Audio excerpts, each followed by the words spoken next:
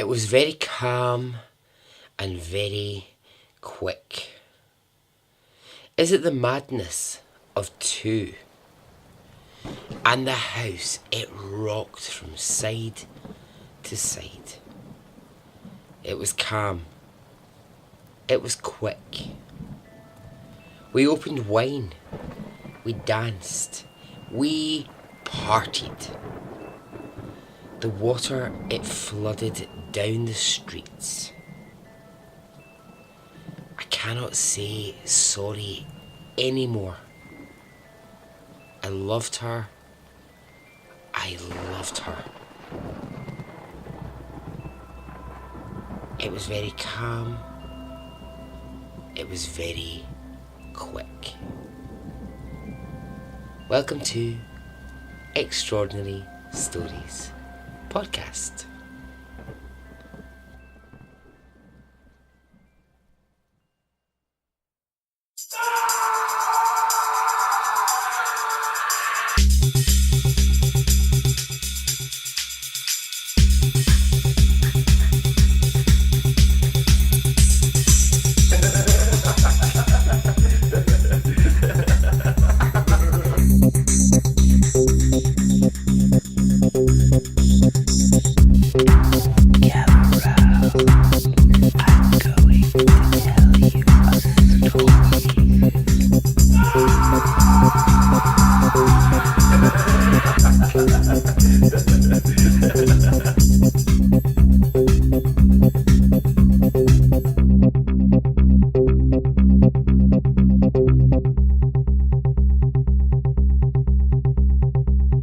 Hey, how are you? Are you well? Are you good? I am. Okay, so a new story for you in this episode. I'm just going to get to some shout outs in a minute, but before I get there, I'm going to just talk about something I saw yesterday on Facebook that really, for want of a better way, baffled me and made me go, what? It really made me stop and think as a podcaster. So it's like one of these groups, I'm not quite sure which one it is, but it's a place where people can go if they are a listener to different podcasts, and you can discuss different things about what categories you like, and you can get recommendations, and it's one of these just sort of general group. So someone posted a thing where they said, what speed does everyone listen to their podcasts at? I generally listen to mine at ×2. And I thought, what? I didn't know that people listen to podcasts at different speeds. I mean, maybe I'm being an absolute fucking idiot. I just thought everybody listened to podcasts at the speed that they listen to. So I sort of watched this dialogue unfold between loads of different people who were going, yeah, I listen at 1.5 to mine. Oh yeah, I actually put mine down to a half speed. I was like, what? This is not even just like one person who does this. This is something people do. I find that so weird. I'll tell you why I find it weird is because whenever I'm editing an episode, what I do is I go through, obviously the episode that I've just recorded, and I think through, what does the pace sound like? Is it a bit slow? Do I need to... You know what I mean? I just never imagined that people might actually do that with podcasts. I think it's weird. So then I thought I'd try a little experiment, right? I will get on with the story in a second, but I thought I'd try a little experiment, right? So this is me just like at my normal speed, right? So the origins of these hotels, they lie in the fact that a lot of Japanese couples were frustrated by the fact that they couldn't have a sex life because of their home situation. Right, so that's me just normal body speed, right? If I do the increased speed, it's this. So the origins of these hotels, they lie in the fact that a lot of Japanese couples were frustrated by the fact that they couldn't have a sex life because of their home situation. And weird, fucking weird, right? Now, people are saying they listen at 2 times speed. Listen to this. This just sounds fucking bonkers. Like, what are you even talking about? With something I've always wanted to research. Japanese love hotels. They fascinate me. Why they came to be, what they are, I've just always had a million questions. So, I did some research. So the origins of these hotels, they lie in the fact that a lot of Japanese couples were frustrated by the fact that they couldn't have a sex life because of their home situation. I sound like someone's got a gun to my head. Sounds absolutely horrific. Now, I'm just going to do this one final time. To listen at half speed, I mean, that's just... What are you even talking about at this point? That's just stupid beyond all belief, because it sounds like this. Sing with something I've always wanted to research. Japanese love hotels. Now, even at my most drunk, I don't sound as slow as that. So yeah, all you speed freaks, all you speed listeners, get to fuck. Just listen to something at a normal speed, please. Alright, okay, I'm going to do a couple of quick shout outs and hellos and then we're going to get on with the story. Alright, so, shout out to Jacinta Cowig O'Donovan. What a name. So, Jacinta Cowig O'Donovan. Jacinta got in touch to say thank you for the story of Iqbal because her two sons were looking at child slavery in school and she was able to play them the episode. So, her sons Aaron and James, I hope you found the episode useful. And yeah, thank you for listening. So, cheers Jacinta. Now I know I'm going to get this next name wrong, but bear with me. Mutio Mumbla. I'm giving it my best shot, but that's not quite how you say it, but okay. So, Mutio is in Nairobi. And she says, and I thought this was interesting, she says she loves the podcast and that I remind her of her grandmother, who was something of a storyteller. She says my way of telling stories is very African. Now, it is not often, as a white Scottish male, that you are told you remind someone of their African grandmother. But you know what? I'll take it. Thank you. Thank you for that feedback. Gina Marie in Austin. Hello. I hope you're well, Gina. Megan Cahill. Hello, Megan. You're new to the Facebook group. Hello. And finally to Pamela Bennett and to Pamela's gorgeous and adorable and I just want to steal him puppy called Barry. This dog will melt your heart. He is just so gorgeous. So, Pamela and Barry the dog. Hello. Alright, so this story is a request and it's been covered by other podcasts. I think there's been a film based on this story. There's been many writings around this. There's probably a musical, there's probably a... well, there's not a musical, actually, no. Given the story, there's definitely not a musical. But it's a story you may know. But bear with me. Let me tell you this story. Alright, let's get to the reason why you came here. Are you ready? Okay.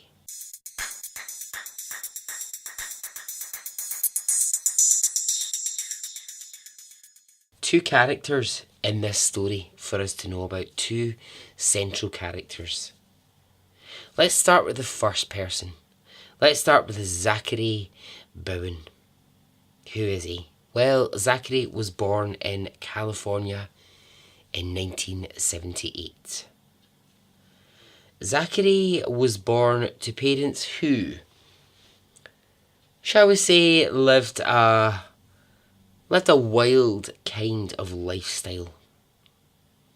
They enjoyed partying, and as Zachary grew up, his parents continued to enjoy their party lifestyle.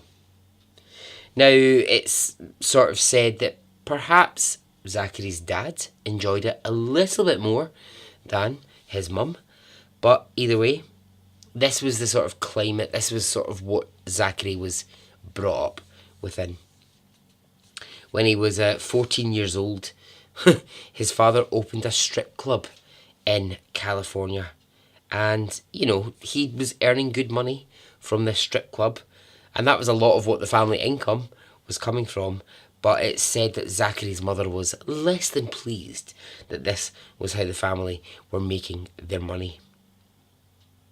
So what of Zachary? Or Zach, as we will know him from now on. His parents would call him Zachary, but he preferred, and his friends called him Zach. Parents love to do that, don't they? They love to use their child's full name. They're all about it. Well, Zach, he was a really outgoing, fun-loving guy, really into partying, really going out, you know, having fun as much as he possibly could. So he was a tall guy, really athletic, you know, just you know, a nice big guy who just enjoyed party times. And this is why people were drawn to Zach, because he'd always be found at a bar having fun. You know, he could always be at a party having a laugh. You know, he was the kind of life and soul of everything. And at age 18, living in California, he didn't really have any great fixed plans for his life. You know, he was just muddling through being 18 and just enjoying partying without any great ideas of what he might do in the future. So it's in a bar when he's having fun that he meets a woman 10 years older than himself. So he meets a 28-year-old woman called Lana Schupak. Lana, like I said, she was 28 years old. Lana was a stripper. And I mean, I don't want to make assumptions here, right? I'm not making assumptions. But I'm going to guess that for an 18-year-old guy, a stripper 10 years older than you, when you're 18, is a very attractive offer. You know what I mean? That's a dream come true. So Zach and Lana, they begin to date, and very quickly they fall in love. And it's not too long into their relationship that they discover that Lana is pregnant with Zach's child. Now, he's just about to turn 19, and so the weight of fatherhood, it comes down quite heavily on him.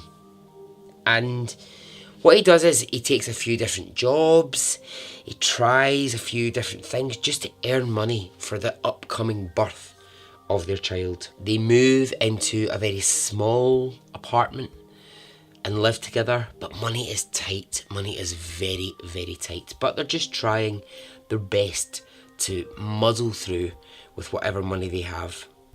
I mean, Lana, if she was a stripper, I'm imagining, wasn't stripping when she was pregnant. Well, I don't know. Maybe she was. No, I can't imagine. Well, I don't know. Who knows? Who knows in this crazy fucking world? Maybe she might have been. Who knows? Do you know, but that does remind me of this. A friend of mine did pole dancing classes, right? Not because she wanted to be a pole dancer, but because it's sort of incredible for fitness, right? So like, you have to be very, very fit to be able to pole dance, basically. So she had this little, like, it was so bad. It was like a graduation ceremony, and it was in a club during the day, which is just the grimmest place you can ever be. A club during the day when there's no music, no lights, and it's just bleh, it's awful. Anyway, she had her graduation ceremony, and it was just to go along and be like, oh, you've done an 8-week course in pole dancing. Let's see you spin around a pole. Great. She was good, that was fine. She'd learned a lot in those 8 weeks, right? And the woman who had been her instructor was about 8 months pregnant. And oh my God, I have never seen anything as agile and as fit as this 8-month pregnant woman spinning around a pole. Fucking hell. She was incredible. She was absolutely, and not once did a little tiny bead of sweat make its way across her forehead. She was just like, I'm spinning on the pole, la la la la la. She was like, it was amazing. At the end of the graduation ceremony, everyone got a go at going at the pole. Fuck me, if you've never tried to climb one of those poles, it's the hardest thing in the world. You need such upper body strength. I was like, oh, I can totally do this. Like, I've got like, I'm like a monkey. I can just like attach onto things. I can climb things. I can do whatever. Nah, this pole it's hard. It's really hard. I was put to shame by that pregnant woman. Anyway, whether Lana was stripping while she was pregnant or not, don't know. Before too long, Lana gives birth to her and Zach's child. And they continue to live on not very much money in California. Zach's just kind of picking up jobs in bars. He's doing odd jobs. They're doing what they can to get through. Now, it's not too long before Lana announces that she's pregnant for a second time. And now, Zach is 20 years old and he's about to be a father of 2 kids. And he starts looking at his situation and thinking, okay, I need a longer term plan here. I need to really think this through. I've now got a wife and 2 kids. I have really got to think about how I'm going to support my family. Now here's the thing. If you already know the story of Zach that I'm going to tell, or if you do any research beyond this, if you don't know the story, what happens next is considered to be the huge turning point in Zach Bowen's life. When we get to what happens eventually, later, the next decision that Zach makes in his life becomes his kind of narrative. It becomes the thing that people will pinpoint and try and find reason in within his story. Zach, looking at his position in life, decides to join the army. Now, although people tried to give him advice along the lines of, stay at home, actually, just try working locally, get a job in a factory, get a job in a local shop, just do this rather than join the army. That would be a better way to support your family. He feels so strongly that he wants to join the army, and so he does. Zach joins the US Army, and before long, once his training has been completed, he's signed up for his first tour of duty, and that is to Kosovo. Now, I want you to remember that Zach entered the army as an outgoing, fun-loving guy. Remember, he's a party boy, is what he is. He's a party boy. And so when he first gets into the army, he manages to keep a bit of that sort of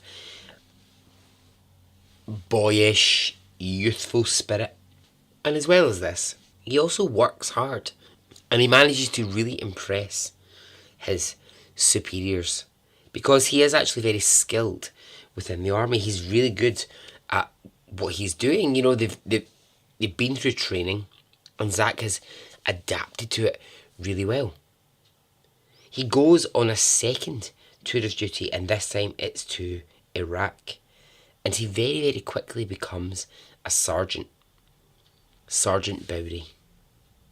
So after only a couple of years, it's just a couple of years in the army, Zach is really starting to climb the ladder. He's really beginning to make a career in the army for himself. But he's also been on 2 tours of duty, and to some absolutely terrible places to have to go to. Kosovo and Iraq. two of the most volatile places you could ever be sent to. And you maybe are able to guess where I'm going with this, but people around Zach, they began to really notice a change in him. The fun-loving quality was bit by bit disappearing. A good friend of Zach's that he'd made during his tour of Kosovo said it was like the fun in him was slowly leaking out bit by bit, drip by drip, and gradually he was less happy. He didn't make us laugh. He would spend hours alone. He talked constantly of wanting to go home, and whilst we all wanted to be home with our families, Zach talked for hours of getting out of the army and being back on American soil. He wanted to be surrounded by American things. Something inside all of us changed during the time in Kosovo. But for Zach, the change was the biggest I saw. There was a light inside of Zach, and it just went out.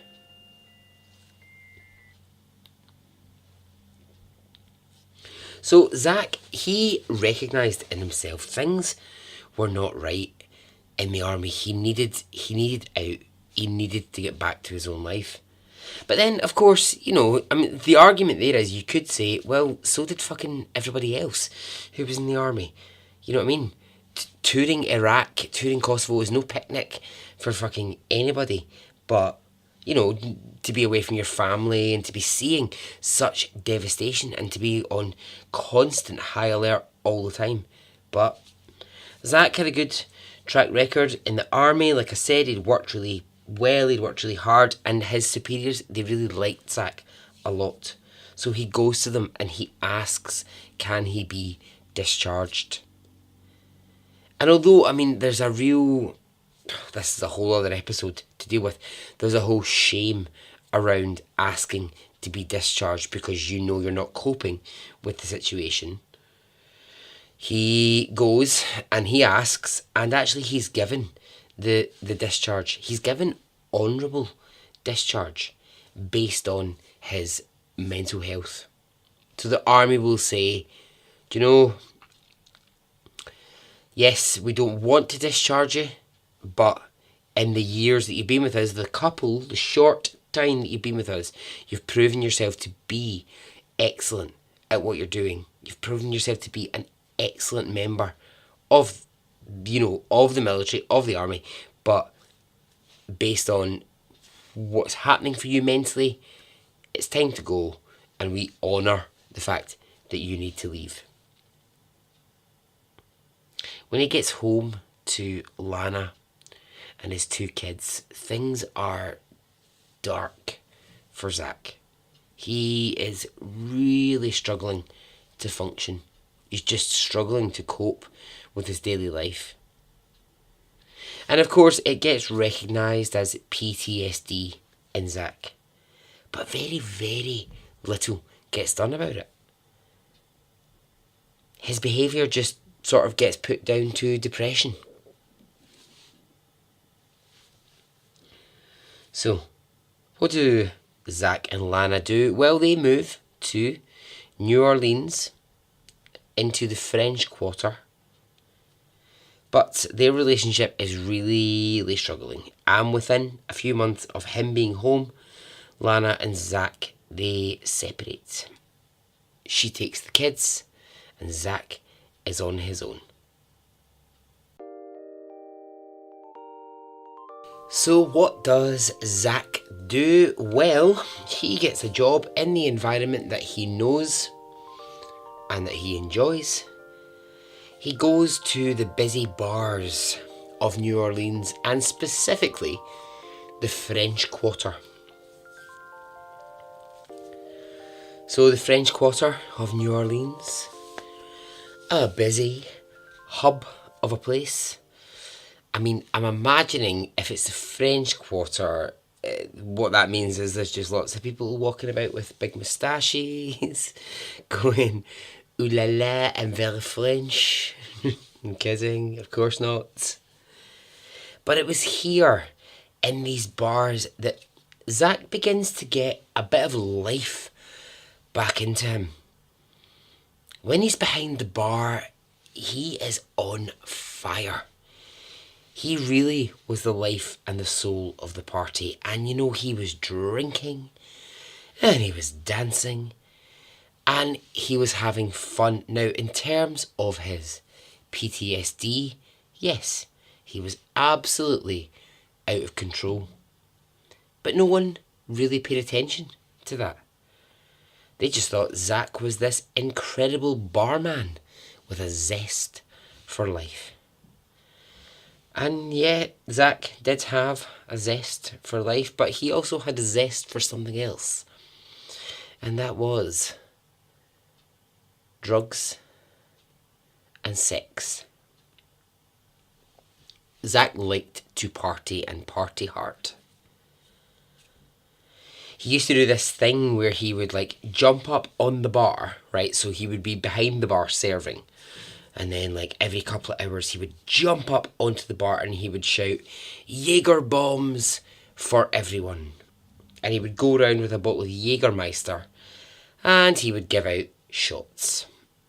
Now, if you've never had a Jaeger bomb, it's a shot of Jägermeister, which is the most lethal alcohol ever, dropped into either even more alcohol or into a Red Bull or an energy drink, and you knock it back, and basically it sends you crazy. I mean, there's no real other way to put it. It sends you off your fucking tits. I'm saying that because I don't do well with shots of alcohol. I can't do them. I've never been able to. Here's a tip, right? If you were planning my murder, and I hope that none of you are planning my murder, but if you were, this is how you would do it. You would get me drunk, which isn't a hard thing to do.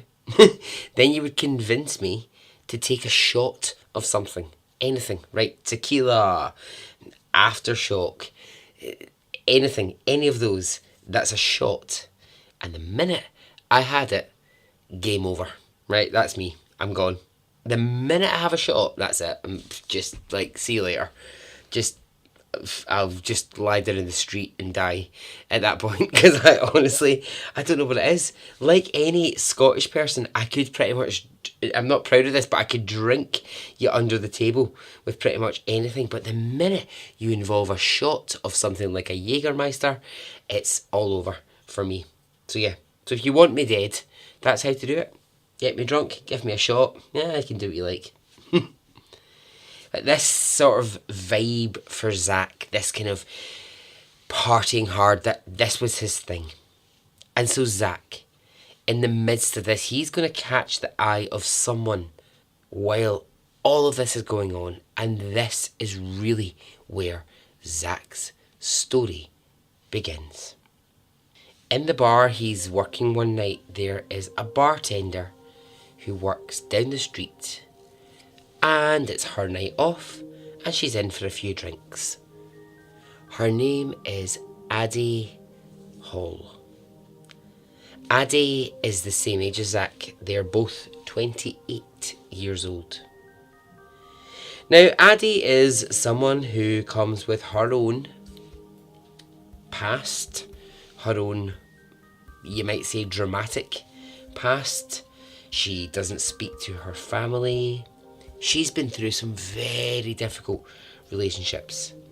And she's found herself working in the French Quarter of New Orleans in bars.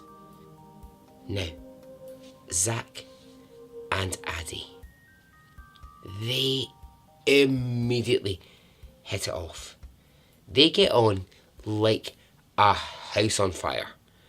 They start having sex regularly. They are hanging out all the time. And they're brought together not only by their kind of deep attraction for each other, but also the love of what binds them. Alcohol, drugs, and sex. Zach and Addie are big time party animals. They take loads of cocaine, they drink loads of alcohol, they take pills. And so the first few weeks that they spend together are this really hedonistic sort of time. Now, I'm not being judgy about that. I am not putting on my judge's wig and being like, all rise for Judge Henderson. Although I would so suit one of those wigs. Because I think two things here really.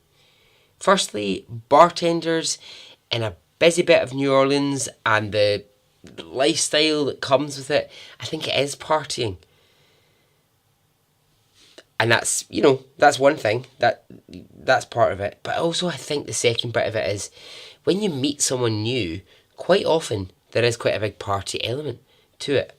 I mean, I'm not saying it's cocaine and 24-hour party binges when you start to date someone, but there is a social element. There is a, let's go for a drink. Let's, the next time we meet, have another drink. Let's do this. And, and I think maybe that's where the two of them were at, is that they were, that first few weeks of their relationship was all about partying and, having a lot of alcohol and taking a lot of drugs. There's a lot, I think that's okay for a lot of that to happen. It's there. It's a long way between there and shall we sit on the couch, watch Netflix and eat macaroni. Do you know what I mean? So I think that's okay in the beginning bit of their relationship. So here they are, Zach and Addie, and if you've never seen them, which I think so many of you will, but if you've never seen them, I'm going to put up pictures of them on the Facebook group. There is something so filmic about the image of the two of them. I don't know what it is. There's just something that's so interesting when you look at the both of them. More interesting, I think, when you realise what's going to happen. But there's a picture of them and they're sitting outside of Zach's apartment and they're on the street. And Zach is topless in the photograph and he's lighting a cigarette. He's looking away from the camera. And Addie, she's staring right at the camera while she has a drink in her hand and she's stroking a kitten. And so much of what I think their relationship was is summed up in this photograph. It's really hard to describe, but I'll post it and you can look for it for yourself, but I'll post it and you can see what I'm talking about. There's something really interesting in the way that she's staring at the camera and looking at the camera. I don't know. There's something in their eyes really interests me. Now, why are there photos of Zach and Addie? Why are there photographs of them sitting on the street, drinking wine, stroking cats? Well, that's because of what's going to happen next in their story. Not just their story, but what's going to happen next to New Orleans.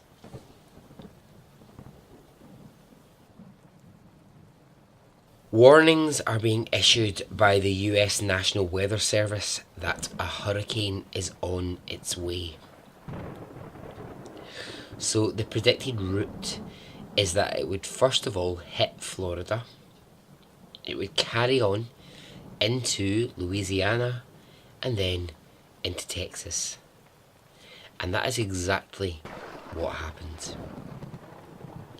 Hurricane Katrina began on the 29th of August 2005 and, as predicted, it swept through Florida, it hit Louisiana, and it hit New Orleans the worst. Now, any American listeners out there, if I've done my research wrong, please tell me. But I think that was the root of Hurricane Katrina. Now, because the weather system is so good and things can be predicted in advance, people were aware of what was coming. People knew this was coming. What they weren't aware of, what nobody was aware of, is just how horrifically devastating Hurricane Katrina was going to be. I mean, it will go down in history as one of the most devastating natural disasters to ever hit America. Thousands of people lost their lives. Homes were ruined. Families were ripped apart. And it took weeks for people to be reunited. It took years to rebuild the damage from Hurricane Katrina. I mean, I remember at the time, it was the top story in the UK for weeks on the news, Hurricane Katrina. Now, living right in the heart of New Orleans, you have Zach and Addie. And what do they do when they hear the hurricane is coming? What do they decide to do? They decide they're just going to stay exactly where they are.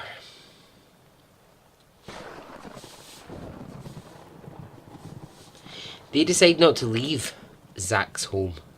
They instead were going to wait out the storm. Now, it's a choice, and you always have a choice in life, but come on. So when the hurricane hits their town, their home, they hold on for dear life, and they wait for it to pass. Zach's home, where they're both living, is damaged. The house is filled with water. There's no electricity. The houses near them are now empty. People have escaped. People have scattered wherever they can. But Zach and Addie, no. They style it out. They stay where they are. And that's why these photographs that I was talking about earlier on are important. Because photographers who came to take photographs of the devastation, they found Zach and Addie sitting on the pavement outside Zach's apartment, drinking a bottle of wine, surrounded by devastation. So they became this sort of local interest story of like, who are these two crazies who stayed during the storm and are sitting here just smoking fags, drinking wine in amongst this devastation. And these images of the two of them, they became national images very quickly. It's just, yeah, you need to look at them, and I'll put them on the Facebook group. It's just so bizarre. You just see them sitting there, they're cuddling cats, smoking fags, drinking wine. They're looking like they're loving their life. It's weird. But what's interesting and what people were really interested in is that Zach and Addie, they loved the life that Hurricane Katrina brought them. There was no need to worry about going to work. There was no need to pay bills. There was nobody telling them where they had to be and what they had to do. They invited people round to their devastated home to party. They would say, "We're bartenders. We are well stocked." So they had all this alcohol, and they just let that alcohol see them through.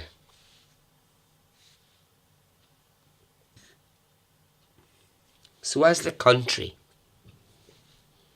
and as the French Quarter began to rebuild its life after the hurricane, Zach and Addie, they just continued their party lifestyle. Now that's an overview of their situation, but let's talk about this. What were they actually like as a couple? What went on between them? Well, As well as partying, there was lots and lots of fighting. Lots of arguing and lots of reports of domestic violence from both of them. It wouldn't be unusual to see Zach with two black eyes. Those who knew Addie said that she could, after too many drinks, get a bit liberal with her fists. Addie was known to often fight after too many drinks. But the same was said of Zach. He and Addie would get into arguments and he could also get violent. Those who knew them said that often in a bar, if they'd had too much to drink, they would literally kick and punch each other until they were beaten really badly.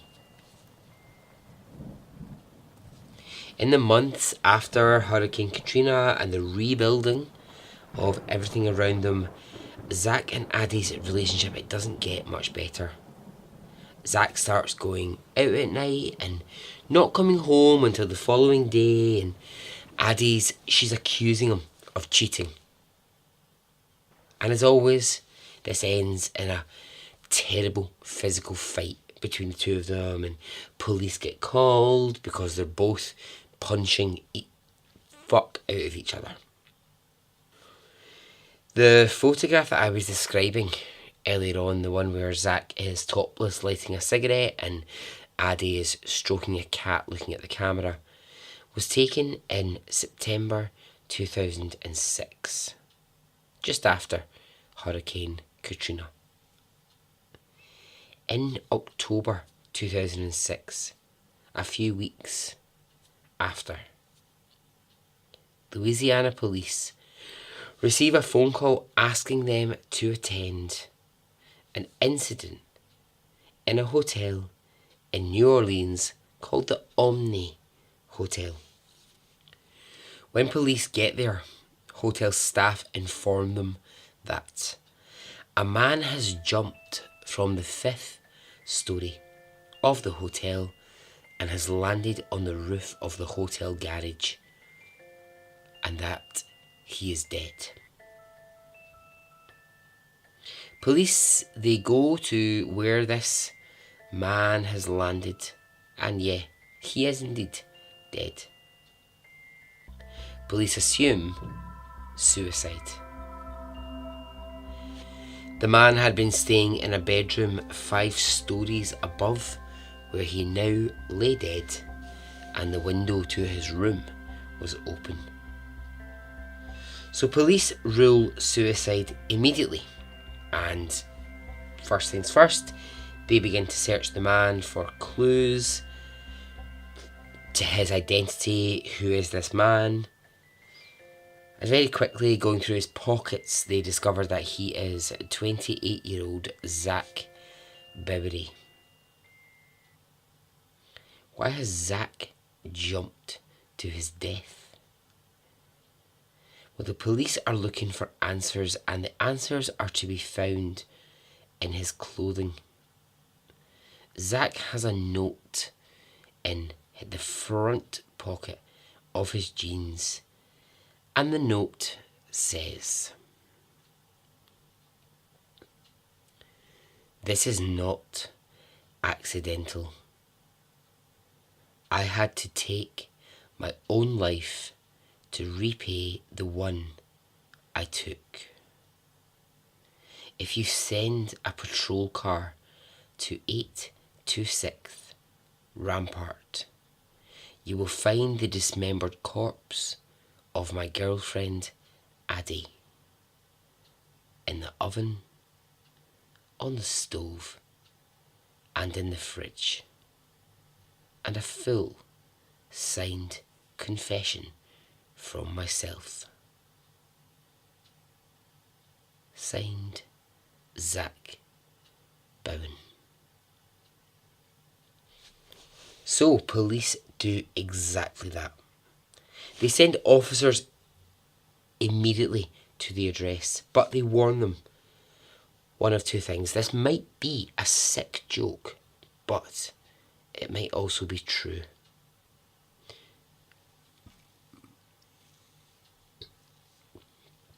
Police go there knowing they might be about to walk into a horrific scene.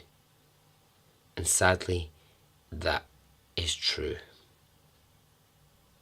The body of Addie Hall has been dismembered and left in various locations around the apartment. Her head, her feet, and her hands are in pots on the stove.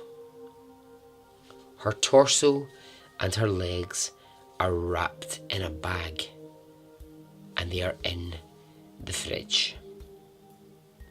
Spray painted on the wall are messages. These messages from Zach, spray painted on the wall, say, "I love her. I am a failure." Police find a letter, a 5-page letter from Zach, which details Addie's death. He explains that he strangled Addie in the bathroom, and when she had stopped breathing, he put her body into the bath and he began to chop her up bit by bit. He details that it took 4 days to properly chop her up. In his letter, he writes, "Halfway through the task, I stopped and I thought about what I was doing. The decision to halt the first idea and move to plan B, the crime scene that you are in now, came after a while. I scared myself not only by the action of calmly strangling the woman I've loved for 1.5 years, but by my entire lack of remorse. I've known forever how horrible a person I am. Ask anyone."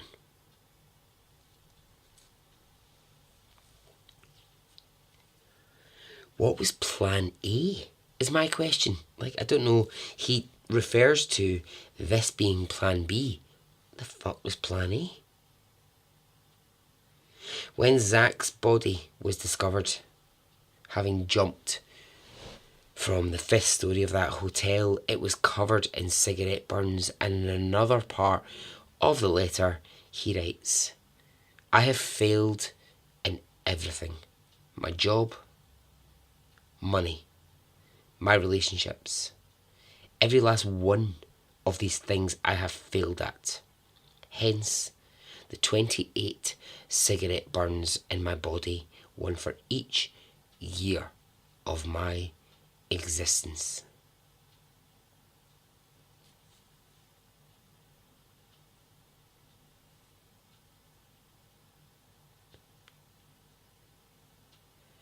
There's a line in the 5-page letter that just jumped out at me as the most chilling bit of it. He writes, "I very calmly strangled her. It was very quick."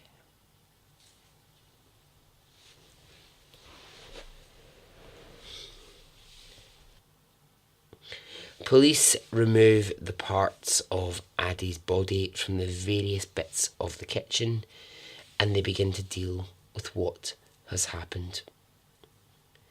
Zach Bowen is buried with only a few family members by his graveside. Addie's body parts were also buried in a quiet, private ceremony. An absolute media circus began, and the house where Addie's body was found becomes, a place of interest for locals who want to come and see the horror scene. For the media and, just for people who like grisly murders. Now, the story, it hits the press, and details of, Zach and Addie's life start to emerge. And this is where, right, I'm going to stop here and just talk about responsible podcasting. Responsible storytelling. Now, you know me, right? I fucking love a good story. The more details, the better, right? And that's what I spend my time doing, is I need the details. I need to get into the history of why that person did this, and I need to, I need the context, I need the reasons, right? But there are lots and lots of supposed facts which emerge in the Zach and the Addie story, which are fully believed to be true. And I haven't included any of them because, do you know what? They're not really ever been proven. And I couldn't bring myself, because this story for me isn't one of these ones where it's going, it's so gruesome, I just want to tell this story because it's just so interesting. Actually, there's such a sadness about this. I think there's such a terrible sadness about this. Is how these two people were 28 years old and this was the end of their life. And it's just grim, and it's absolutely horrible that this is how it ended for them. So I'm not going to give in to, giving you lots of like fucking things that I don't really know are true or aren't true. But if you do any further research, you will hear or read the following, although nobody knows if any of this is actually true. Zach had sex with Addie's dead body for 4 days. Addie was pregnant, and Zach killed her because he didn't want another child. Zach was gay, and Addie had caught him having sex with a man and had threatened to tell everyone. Addie asked to be killed this way. She told her friend her dream was to be brutally murdered. Zach was put up to it by the government because they wanted a poster boy for PTSD. Addie had been attacked by a teenager and she could never trust men. And so it goes on. And I just don't think I can responsibly add any of those as fact, because I don't know that they're fact. But what I do know is this.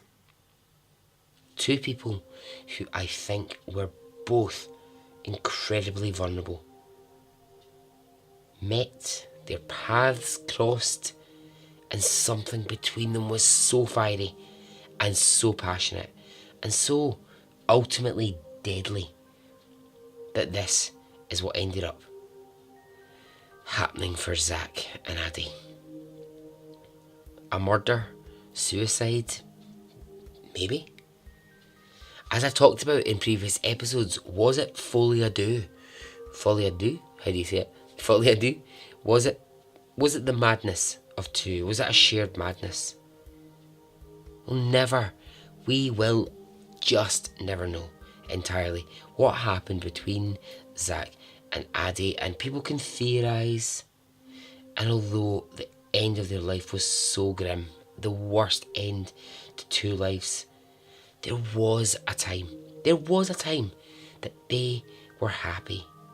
And you need only look at those photographs of them sitting on the street, smoking cigarettes, having a glass of wine, stroking cats,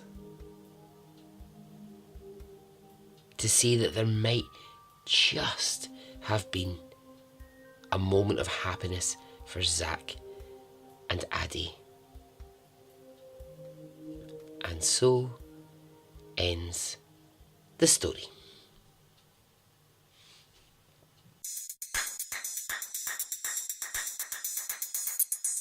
Alright, there is a lot to unpack there, and it's like I was saying, I have a really hard time laying the blame at the door of PTSD or alcohol and drugs, or it's why for me this story is just fascinating. So you will have your opinions, and I cannot wait to hear them. I'm not saying I'll agree with them. I'm not saying I'll disagree, but I want to hear them nonetheless. So please get in touch with your thoughts. Where can you do that? Well, you can email me, extraordinarystoriespodcast@gmail.com. I'm on Twitter. I'm on Instagram. Also, Facebook page, Facebook group. Come along. Join. Before I go, I'm just going to say this. I'm looking into disassociation for a future episode, and I'm really interested to hear any thoughts, any feelings, any stories, anything that you may have around disassociation and dissociate, and just generally what it is to just, cut yourself off from things, or, whatever that is. Whatever that is to you, really. I want to hear it. So, get in touch. Let me know. Record me something. Write me something. Send me a letter. Sing me a song. Do what you like. Do what you like if you need to communicate that to me. Okay. I hope you enjoyed this episode, and I will speak to you soon. Okay. Goodbye.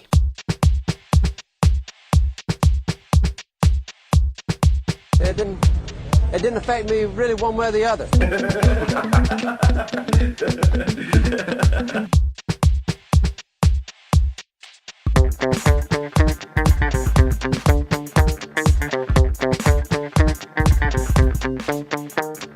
I would imagine from the look on his face, let's get it on, let's do it, let's get it over.